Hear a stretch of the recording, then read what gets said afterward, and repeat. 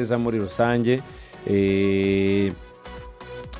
hari bagenzi bacu nabo n'ubundi baza kutujoyininga barimo Rigani na Mugaragu barimo Rigana bashakisha bya Rayon Sport uko bimeze amagara avuga ati bari abakinyi barawuhamya se ntibawuhamya nabonye jongera nubwo jongera nta nuzi Mugaragu nawe abanza nyine kubwira abantu b'amashusho televiziyo akaza kabwa n'aba radio ubundi bintu bikagenda cyane ubwo rero nuko gahunda zifashe ariko reka duhere i Burayi Samir shampiyona yari yakomeje muri weekend wenda bagenzi bacu ku munsi w'ejo bayigarutseho ariko hari ibisigisigi igenda isiga cyane cyane mu ekipa agiye atandukanye nk'i Manchester no kuza gutinda uyu munsi Manchester ho mu mujyi no mujyi urimo amakipe abiri akomeye ariko reka duhere ku ikipe navuga ngo imize neza Manchester City kuri muri kwango gikomeye cya shampiyona Manchester City ibyo byifashe gute ko nabonye abadefenseri bayo barimo kuvunika Manchester City ku munsi w'ejo nibwo batangaza ko Joshko Vardiol ni myugariro w'umunya Croatia akaba ari umugabo buriya iwabo yakuze afasha papa yo gucuruza amafi kuko buriya mu bana mu makipe y'abatoya nigeze aho mu kibanzamo n'umunsi n'umwe kubera ngo yajyaga ku myitozo yananiwe akaba mu gitondo papa we ngo aramubyutsaga saa 11 bakajya ku cyambu kurangura amafi hanyuma gasanga mu myitozo ntabwo ari umuntu ukora neza cyane nubwo bamonagamo icyizere cy'umukinnyi abaye concentré ko yazavamo umukinnyi ukomeye bigera ku myaka 14 15 atarabanzamo mu kibuga n'umunsi n'umwe ngabe umuntu bagendera ashaka kubanzamo bitewe n'abavunitse ariko kubanzamo kwa kundi bati hari umwana uri promising uri muratanga icyizere muri akademi ya Dinamo Zagreb bamubona nk'umukinnyi ushobora kuba yazavamo umukinnyi ukomeye kugeza ngo nubwo ngo hari igihe cyageze akavuga ngo ko mbona n'ubundi abatoza batanyitaho wabivamo nkajya kwifashiriza papa gucuruza amafi hanyuma ikipe muzamura muri ekipe B ekipe ya kabiri kuko arano ma ekipe ari ukuntu ekipe B nyine aba ufite ikipe y'abatoya bakita ngo ni ekipe ya kabiri yego aragenda ikipe ya kabiri abo umukinnyi ukomeye akajya kina abantu bose bavuga ati noneho bitaruke no muri akademi yabaye seriye cyane birangira bamuzamuye muri ekipe ya mbere bajyana mu ikipe y'igihugu ya Croatia birangira ikipe ya Manchester City imuguze uyu musore nyuma yuko yamaze igihe kina ku ruhande rw'ibumoso kuri gatatu kuri ibibazo by'aba fullback ikipe ya Manchester City yari ifite Manchester bivuze United itibanguka yiruka noneho kumara igihe kinini Manchester City idafite aba fullback byatumaga Joshko Vardiol akina ku ruhande rw'ibumoso ariko kubera isoko ry'aba defenseur central ryabaye icyo navango ni ritoya n'abakinnyi benshi bazamuka bamyugaro bo hagati batari kugaragara cyane ku isoko n'abagaragara bakagaragara bahenze Manchester City yafashe umwanzo wo kujya kugura nimero 3 umunyarigeria Ryan Haitinuri hanyuma igara Joshko Vardiol mu muti wa defense nawe yaramaze iminsi akina yaje kugira ikibazo cy'imvune no muri match ya Chelsea agira igufwa ryaravunitse bivuze ngo agomba kumara hanze hagati y'ukwezi igihe kigufi cyaba ari ukwezi n'igice bisobanuye ko ikipe ya Manchester City ibizi neza ko igiye kugira ikibazo cy'abadefenseri kandi bizi neza ko tugiye kugera mu gihe navuga ngo cyitwa ngo ni igihe cy'imikino myinshi kandi yegeranye kandi none ifite igisobanuro hari imikino myinshi n'imikino ifite igisobanuro ubundi muri Premier League tugeze mu cyo bita psychological battle atangira physical battle aho buri wese aba yaguza abakinnyi avuga ati ngiye gushyiramo imbaraga buri mukinnyi wese avuga ati tutarabonye umwaka ushize ngiye gushyiramo imbaraga ndeko nagayininga umwanya buri wese akina nyine iby'imikino wese muvuga ni umunsi wa mbere wa kabiri wa gatatu ariko twamaze kugera muri journée 21 dufate nk'urugero abafana b'ikipe ya Arsenal bari batewe ubwoba n'umukino Man City yakina na Chelsea kurutuntu batewe ubwoba n'umukino ubwabo bikiniye n'ikipe ya Bournemouth bivuze ngo niyo ya psychological byagiye mu mutwe twatsinze Bournemouth ariko turabizi ko City tuyiteze ekipe ya Chelsea niramuka itabonye amanota 3 yuzuye turongera ikinyayo turi hagati yacu biriya ntago biba mu bafana gusa no mu bakinnyi imbere biba birimo niyo mpamvu usanga abakinnyi iyo bigeze muri iki gihe iyo utakaje umukinnyi umwe n'umukiye baba bibona ko wamutakaje ko ugize shortage mu mahitamo y'abakinnyi ndetse na resitazo bishobora kuzafekta kuko umukinnyi uri bujyemo niyo yaba ari umwana umusimbuye arabizi ko umukinnyi ufite agaciro uwo mukino ufite agaciro gakomeye cyane kuruta ukuntu yaba yakinnye journée ya kabiri amanota yose acyuzuye muvuga ati twatakaza n'abandi bazatakaza bitaratangira kuba urugamba rwo mu mutwe cyane bivuze ngo ikipe ya Man City kuri muri infirmerie yabo bafitemo Joshko Vardiol Ruben Diaz bakina mu wa defense bafite John Stones, bafite Mateo Kovacic, Oscar Bob na Savinho, bikaba byatumye iyi ekipe igarura Max Alain bari batije mu ikipe ya Watford bamwe ati bugarutse mu rugo mu gihe tugishaka umudefanseri ku isoko. Binavuga ko ejo banahuye n'abahagarariye Magehi, kuko Magehi turabizi ko yanze kongera amasezerano mu ikipe ya Crystal Palace. Umutoza we Oliver Glasner nawe yanze kongera amasezerano, bisobanuye kuko byagenda kose aba bombi bagomba gusohoka mu ikipe ya Crystal Palace. Man City gukora ibishoboka byose kugira ngo irebe ko yagura umudefanseri umenyereye shampiyona, utazasaba integration y'igihe kirekire kugira ngo aze afashe ubwugarizi bw'ikipe ya Manchester City. Byagaragaraga ko iri ku murongo w'igikombe. Urakoze cyane, waramutse Mugaragu. Waramutse neza nkuru nziza. Waramutse Regan. Waramutse neza. Nizere ko mumeze neza. Ni amahoro. Manchester ntabwo mu by'ukuri hari amakuru meza cyane, yaba ama ekipe yaba Manchester City twavugaga, urumva ko imvune zirayugarije cyane mu bwugarizi. Iyo ni imwe, ariko hari indi bita Manchester United. Mugaragu rwose ari no mu bantu bayikunda banayipfiriye kuva kera atarabona umunyamakuru. Mugaragu ikibazo nibaza ntabwo ari ukuvuga ngo yirukanye abatoza benshi cyane, yatunze abatoza bangahe Samihaga statistics bamaze kuba barindwi, abatoza barindwi mu myaka barindwi mu myaka 10 ishize, mu myaka 10 ishize. Hari ikintu abanyarwanda bavuga ariko se ngo ikibazo ni icupa cyangwa ikibazo ni inzoga buri gihe ijya muri iryo cupa. ubwo Samir yanze gushyiramo n'abatoza babasigire ubwo ubundi karindwi kararenga kuko ubwabyo ushyizemo n'abasigire babicyenda, kuko harimo Michael Carrick, harimo babicumi, harimo Michael Carrick, harimo Ryan Giggs, harimo na ubwabyo na Ralph Rangnick. ubwabyo ku ngoma ya yose bamaze kuba 8, uyu yabaye uwa 8 guhera muri 2019 mu myaka igera kuri 6. Hanyuma warubajije neza, ni ugiye kureba ikipe ya Manchester United, navuga ko yagize igihe imyaka igera nko kuri 22 guhera muri 91 muri rusange. Navuga ko icyo gihe Manchester United bwo umutoza Sir Alex Ferguson yabaye nk'uvugurura ikipe ya Manchester United, yongera kuyigarura mu makipe yari meza ndetse no kuyizamurira izina. Nicyo kintu navuga ko cy'igitinyiro icyo nakwita legacy, ubwo byari nyuma y'imyaka igera kuri 5 nawe ikipe ya Manchester United yagezemo ari umutoza navuga ko ufite izina ritoya. Hanyuma icyo gihe nibwo yatangiye rero ya classe imwe yaremeyemo ya mazina, navuga ko yarimo ba Scholes, yarimo ba Ryan Giggs, abo bajemo ba Gary Neville, ndetse agenda anashyiramo n'izindi remamo nkeya gato ngaho. Iyo myaka nuvuga ngo uko kurema abo bana bakiri batoya byaragiye birazamuka, bituma ikipe ya Manchester United gwera mu mwaka 1999 kurinda agera mu mwaka wa 2013 witwa Sir Alex Ferguson asezera ikipe atandukana n'ikipe ya Manchester United agiye muri retirement. Kuva icyo gihe muri iyo myaka yose Manchester United navuga ko izina ryarazamutse, atari gutwara amarushanwa ku bwane w'Uburayi, bwari bwatwayemo Champions League 2, hamwe n'ibikombe by'imbere mu gihugu birimo shampiyona. Navuga ko Manchester United kuva 92 kugera 2013 igikombe cya nyuma baheruka batwaye ibikombe 13 bya shampiyona na Champions League 2 tabarimo ama FA Cup. Ubwo nene mvuga ko none aho yahereye projet 91 niho nahereye muvuga ko yubatse classe yarimo abo bakinnyi, hama iragendera muherekeza kugeza 2013.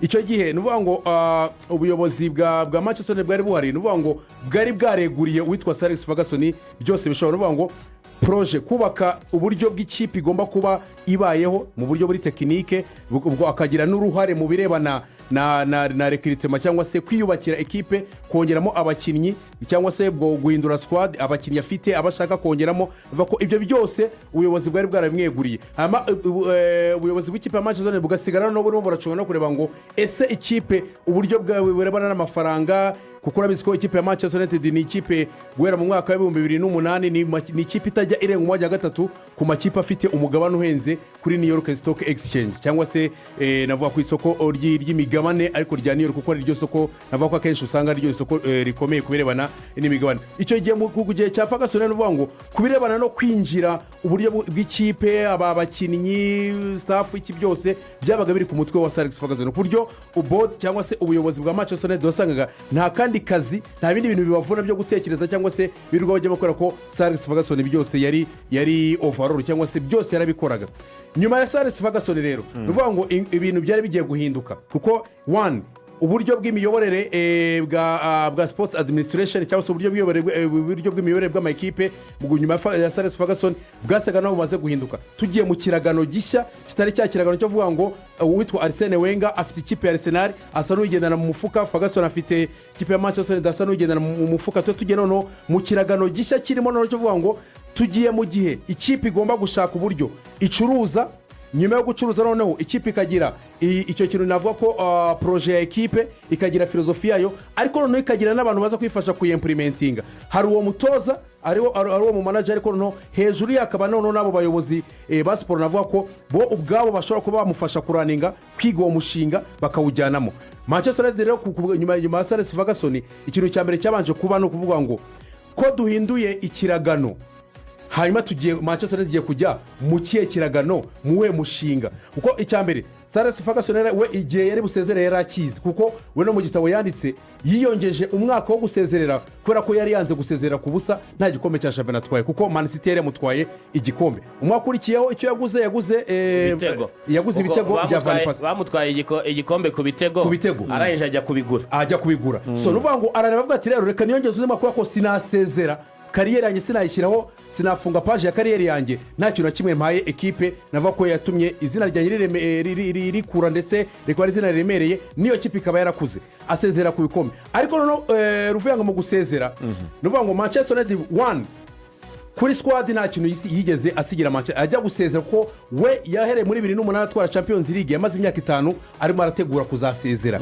Ariko nuvuga ngo iyo kipe nkuko nawe yateguye class ya 92 ntabwo yigeze asigira Manchester. Nuvuga ngo nuzankurikira wenda bizamunanire kumanaginga squad cyangwa se abakinnyi bahari, kubera ko ni ikipe nshyashya ajemo, ni izina riremereye, bizamunanire ko nibura narayimuremeye. Ahubwo we icyo yasize abakinnyi abenshi barimo barasoza bajya bari kujya ku gasongero cyangwa se ku musozo w'amakariyeri yabo. Abakinnyi ikipe Manchester United yagenderagaho benshi ku ngoma ya Sir Alex Ferguson ku mwaka we wa nyuma, abenshi bari barimo barajya muri itabe cyangwa se bari mu gusoza kariyeri yabo. Ku buryo ruvuga ngo mu buryo bwa squad cyangwa se bw'abakinnyi ntacyo Sir Alex Ferguson yigeze asigira umutozo uri buze kumukurikira.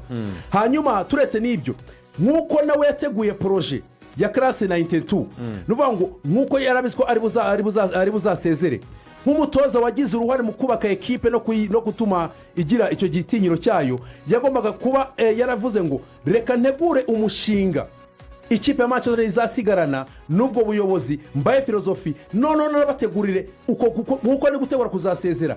Ngene nanjye mbereka tugenda tureba ese ninde muntu koko uhari mu batoza ujyanye n'imyumvire yanjye n'imyumvire ya ekipe cyangwa se iyo filozofi ushobora kuhita yaza agafitinga kandi akajya muri bya birenge byanjye bya proje namusigi. So ruvuga ngo ari squad Sir Alex Ferguson yageze asiga ari proje, ariyo filozofi ikipe ya Manchester United yakabaye ikomerezaho ntayo yageze asiga. Ari n'umutoza avuga ngo hari iyi filozofi iyi ngiyi nabateguriye ishobora kuzakomeza nyuma yanjye yuko nge na ritarinze, kuko ntiyaritarinze byikubagaho. Hari igihe umuntu ashobora kwitaringa kubera uburwayi cyangwa kindi kibazo, we yaritarinze yarabiteguye abimazemo imyaka 5. Ibintu byose rero byaragiye bituma ikipe ya Manchester United ibanza gusaragoringa, kuko nuvuga ngo ugiye mu kiragano gishya, umuntu usanzwe ufite ibintu byose bishoboka bya Old Trafford b'ikipe ya Manchester United wari warateguriye proje ziwe, aragiye ariko nta nubwo yigeze ategura ubasha kuba yumva ibyo yari afite wayaza kuba yakomerezaho. Ikipe itangira gusaragoringa aho ngaho, uko gusaragoringa noneho itangira gusaragoringa iri buze kujya noneho ku isoko.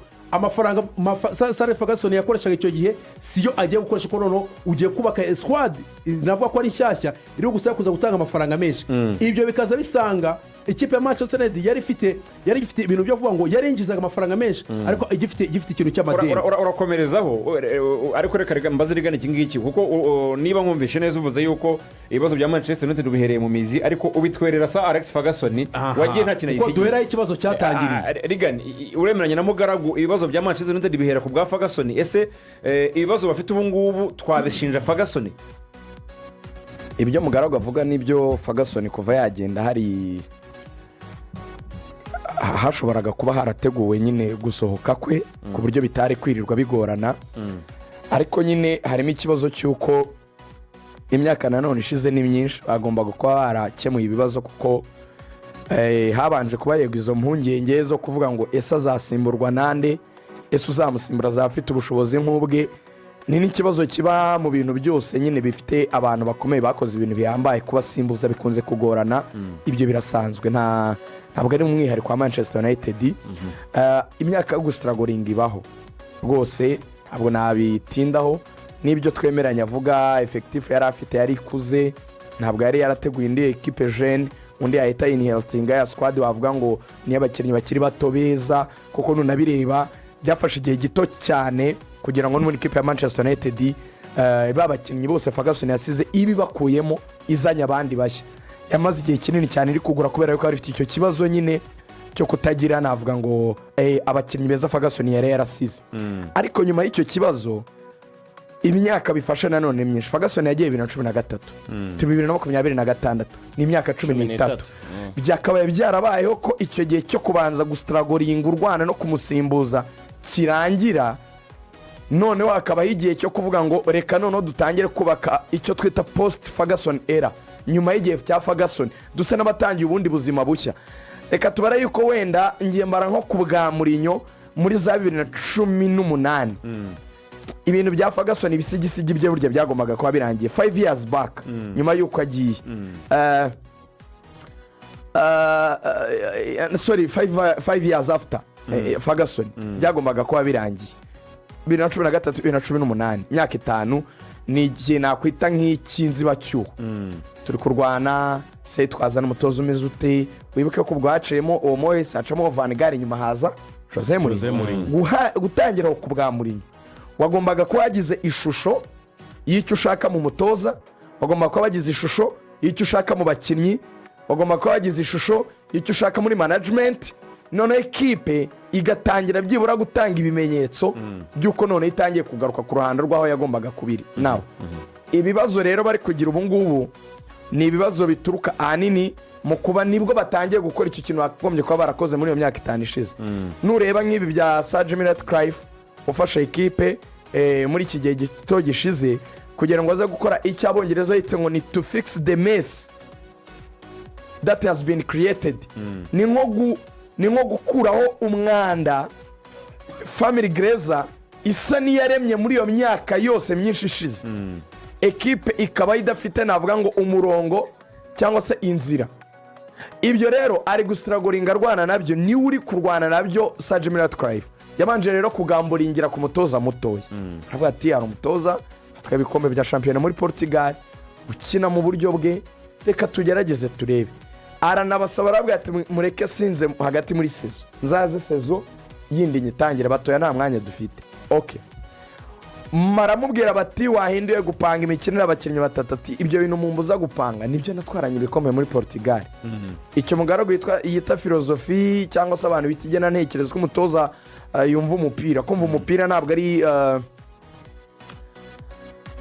wumvishe ko n'uwa Chelsea bagomba kumukoresha interview ntabwo ari ukubapanga abakinnyi ntabwo ari ukuvuga ngo abakinnyi bahagaze gute ngo ni 3-4-3 cyangwa 3-5-2 ni ikintu kiri wide nuko aba bifatira hagati bo bavuga ngo biriya ngo panga ngo by'abadefenseri batatu no ibyo ni umupira muke twonte yabitwaranye igikombe hari abandi batoza bagiye no ni understanding iyo bavuga umupira ni ako ni akantu gato cyane guhagarika abakinnyi ni akantu gato hari uguhagarara ariko hari n'uko bakina animation hari movement hari uko bamuvinga umupira nitwe tumuvinga baro tumuvingana nayo cyangwa ni baro tugomba gukina baro ndende bari kazajya isanga abakinnyi aho bari ni ikintu kiri wide ntajyamo ngo mbonere umwanya muri aka kanya ariko kirenze gusa uko bahagaze mu kibuga nta nubwo ikipe zose zahagarika 4-3 zahagarika 4-2 uretse hari izikina 4-2-3 biterwa reka nsoze gato ubona ajya kuvuga kuri ako ngako gusa ntawe urahita ukomeza iyo biriya bintu by'uko abakinnyi bahagaze tactical formation ushobora kuvuga ngo ni 4 wabonye yahagaritsemo ariko mu buryo bw'imikinire ukaza gusanga ahubwo inyuma hari uruhande rumwe akoresha ugasanga n'ubundi abadefenseri mu buryo bw'imikine cyangwa se muri uko kwanima system abadefenseri n'ubundi bakina ari 3 mu buryo bwa role harwo kiriya kiba ari igishushanyo gusa cy'uko abakinnyi bahagarara ariko mu buryo bwo kwanima iyo system na role z'abakinnyi hari ubwo no abakinnyi usanga wowe wabonye igishushanyo ari 4 ariko mu buryo bw'imikinire abadefenseri n'ubundi ugasanga bari gukina ari 3 so kimwe mu bibazo bavuga yuko kimwe mu bintu Ruben Amorim na Manchester United rero basa naho bapfuye, bavuga yuko uyu mutoza ukiri muto, iyi kipe ya Ineos yamuzaniye abantu bagomba kumufasha gufata ibyemezo bigera ku ntego ze. Bamwe muri bo barimo Danny Ashworth wahise unigendera kubera kudahuza nabo imitekerereze, cya kintu twavuze uko abantu bari aho bashaka kwerekeza ekipe. Bavuga yuko abandi bashakaga yuko ibintu biba in a smooth way, nka kumwe ngo muba mutwaye ubwato ariko bukaba ngo buri mu muraba, abandi bakavuga ngo ngo amazi aratuje. Sinzi niba uri kubibona. Wari wabona the mess has been created, ibibazo byarabaye, twese turabizi muri Manchester United. Club yageze habi, noneho muyihaye umuntu, mumuhaye icyo bita ngo igitekerezo Kigali kimubwira ngo 2028 turashaka gutwara igikombe cya shampiyona, kandi seza atangiye niba 2025 ubaze ni nk'imyaka 3 Samir, imyaka 2 iyi sezo ikurikira agatwaramo igikombe, kuko yarasigaye amezi 18. Yego. Now uri kumbwira ngo ntwari igikombe 2028, subiza amaso muri Arsenal, subiza amaso muri Liverpool, subiza amaso muri Man City, Chelsea, subiza amaso muri za Chelsea, aho bageze projet zabo bazubaka. Wowe uri kumbwira ngo ni inkorere kuri icyo kintu Kigali, navuga ngo igitekerezo kinini, bivuga ngo nta mwanya uhari na muto, akantu kose muri buze gukora, BIT muri Rokritoma, BIT muri resulta z'uwo mwaka, murakijija mujye projectinze kuri 2028, kuko Manchester United ngo izabe kwizihiza imyaka 150, ngo ntibashaka gukora ikosa ry'uko icyo gihe kizagera batatwaye shampiyona. Babanza bakavuga ngo habaye rero icyo bita miss step, bateye intambwe itariyo. Sinzi niba uri kubyumva. Intambwe ya mbere ipfuye muri Manchester United niyo kwiha target y'igikombe mu gihe gito cyane, kandi ubizi neza ni nko gukorera ku ntego ngari kandi ubizi kutigeze uzitegura. Uyu munsi wa none wakamaze turugaje, hari miliyoni 5 ufite kuri konti, bati nazo none ufite target uyu mwaka ngomba kurangiza nubatse inzu ya miliyoni 200. Uhembwa ngahe? Oya ntabwo no kubaka, uwo kubaka ushaka kuba uri kubaka uyitaha. Ngomba gutaha, uhembwa ngahe? Nkumva ntizanagera n'ijana. Ati karabaye, none se uzabigenza ute? Realite ibintu uri kuvuga, is it possible? Birashoboka. Abantu bakabanza bati Manchester United yagombaga kubanza gushyira ibirenge hasi, ikamenya nyine ibyo byago yagize muri iyo myaka 12 ishize, bitari ibyo uyu mutoza ugiye. Sinshaka kumudefanda, turamugeraho, ariko iyi Messi step no kuri Ineos bayitangiranye, kuko niyo bahawe ibyo mu kibuga. Burya niyo batandukanye na Family Grace, irakora ibya Global Sport Cruise Equipe ariko badiringe na on pitch. Rero baravuga bati iki kintu kimaze kuba cyashyiraga pressure kuri ba Danny Ashworth wigendeye, kigashira pressure kuri ba Jason Wilcox, uyu nguyu batanumvikanaga. Niyo mpamvu babanaga muri media icyo kintu cya pressure yo kumuga ngo hindura yo gukina bashakaga, niyo guhutiraho kugira ngo rezilita bashaka zise naho ziza vuba. Unduzi ukuntu yabasubizaga, ikibikwereka Samiri, tugende ngo I am the manager, ninjye manager cyangwa ninjye byose, ninjye mutoza, and I have to choose the players. Ati nanjye ngomba guhitamo abakinnyi. Iyi ni intambara yo kubanza kwibutsa abantu responsibility. Who are you? Who I am? Ko mumbwira gukora ibi, ninde ushinzwe ibubundi? Ninjye ufite ubwo burenganzira bwo gukora ibyo nshaka ko mwamariza. Mu yandi magambo, we baguhaye target yuko tuzatwara igikombe 2028 Jason Wilcox, ariko uri muranshyiraho pressure yo guhindagura ibintu. Give me time, nuwaka ibintu pole gake tugende, tuzamura ibintu. Niyo mpamvu ibaza umuntu yisobanura, ni nkuko waza kwisobanura ngo ndi umunyamakuru wa Radio Rwanda. Ni ukuvuga ngo hari umuntu uri kukubangamira ushaka kugukoresha ibintu bitari by'umunyamakuru wa Radio Rwanda.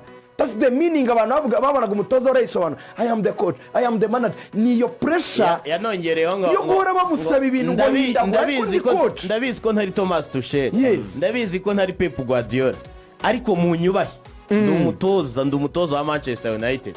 Sinzi niba wumva icyo kintu, kuko yageze anatekereza ko kuba bamukoreramo ari ukuba wenda afite izina rito.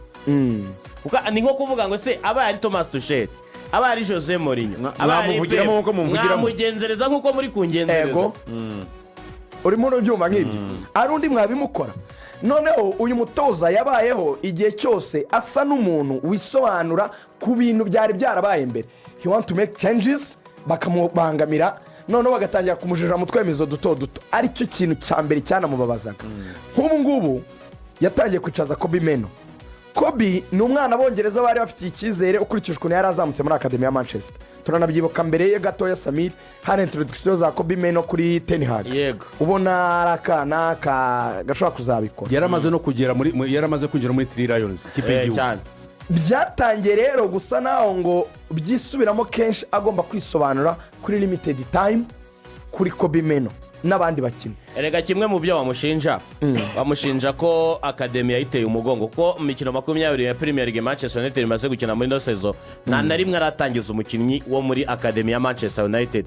kandi Manchester United ikaba yikomanga ku gatuza ivuga ko bafite akademi imwe mu zikomeye ziri mu Bwongereza kuko ni no muri iki gihe cyo gutsindwa kwabo akademi yabicishamo igatwara igikombe nka FA Cup igatwara ibikombe bitandukanye. hanyuma ukabona niho bakubwira Rashford ukabona gupostinga amafoto bari kumwe na ba Jadon Sancho n'abandi bakinnyi benshi n'aba bose ba Kobe Meno n'abandi babanye muri akademi ya Manchester United. bakavuga ngo nta guha agaciro abakinnyi bo mu batoya. agatangira kuza ibyapa kuri stade bivuga ngo free Meno ngo Meno ngo waramuziritse mure mu mwanya kine n'ibindi bimeze nk'ibyo ngibyo. ibya tactical system rero bavugaga ukuntu wasetinga abakinnyi n'ibindi.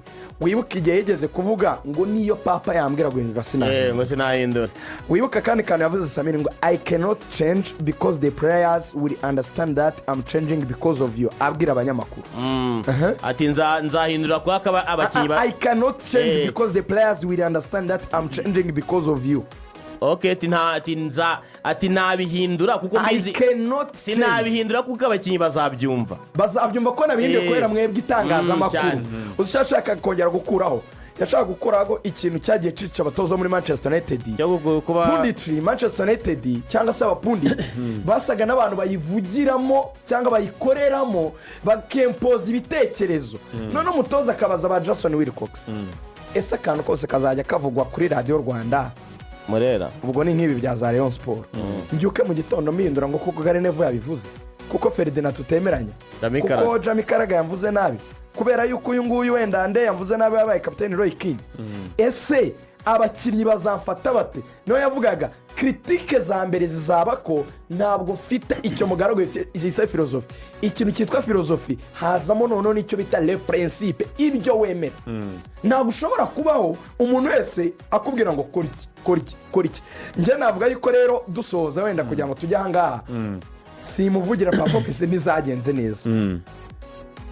organization ya Manchester United cyangwa uko ibintu byari byorganije ntibyari byakagezaho nanone bamusaba umusaruro ibikombe n'ibindi.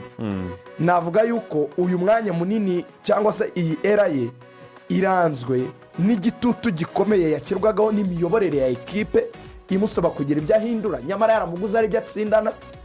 ariko nayo nkayumva iravuga ngo turagusaba guhindura kugira ngo tubonereze tubwo niyo media ishyushya kuko bafite intego za 2028 ahari babonaga ko rezilita ari kubona zitagusha neza kuri ya ntego bashaka kujyaho 2028. iyo ugize rezilita mbi hari abakinnyi udakurura nk'ubu Manchester United hari abakinnyi banze kuyijyamo kubera ko itazakina amarushanwa yo ku mugabane w'Uburayi.